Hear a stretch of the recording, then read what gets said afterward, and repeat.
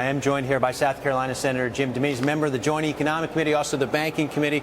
Thanks very much for the time, first of all. Appreciate you joining us. Peter, it's good to be with you. I know you got a big focus today, hearing today, looking at the nation's debt load, but I want to ask you about the president's ideas for dealing with the nation's debt. You're not a big fan of what the president rolled out yesterday.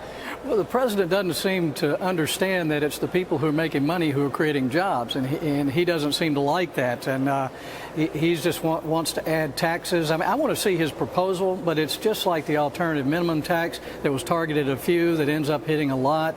It doesn't make sense to double tax capital gains, and that appears to be what he's trying to do. What about his basic principle? If you look at Warren Buffett, his effective tax rate about 17%, his secretary pays more. In principle, there are a lot of Americans who would suggest that doesn't sound very fair. Well, if he's paying taxes on capital gains, taxes have been paid by the corporation before they gave it to him. So the effective tax rate is close to 45%. So he may not be paying it personally, but the tax is being paid at a higher rate than his secretary is making. So I think we just need to see the real numbers. I'd love to see Buffett's tax return so we can see what he's really doing, because he's kind of operating in the dark here, making some claims. But, I'm not too worried about a few billionaires. I'm worried about the middle class. Every time we try to target the billionaires, we take the jobs away from the working people. So we need to think this through. The president seems to be doing something that's just for politics rather than real job creation. Well, but is it good politics for the Democrats? We've had our own surveys at Bloomberg, even in the last week or so, suggesting Americans, when you ask them, do you favor cutting entitlement programs? Do you favor increasing taxes on the wealthiest Americans as a way of reducing the deficit?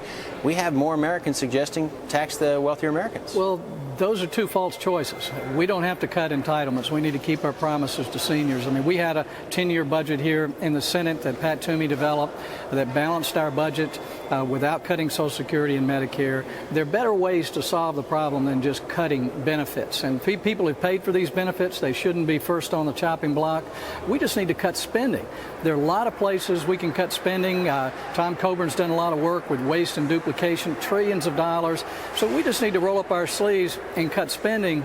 That'll solve a lot of our problems. You're again having a hearing today looking at the debt situation. Obviously, this is a big concern for the super committee that's meeting over the next few months.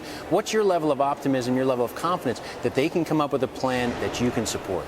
Well, I'm hopeful that they can. I think this is a very bad process. Our founders created an open democracy with lots of House members and senators working together, and by design makes it hard for us to do things.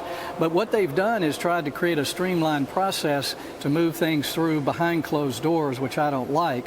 But if they come up with something that legitimately cuts spending, doesn't raise taxes, then I think it's something we all want to look at. Just finally, the Fed meeting. Any advice for Ben Bernanke this week?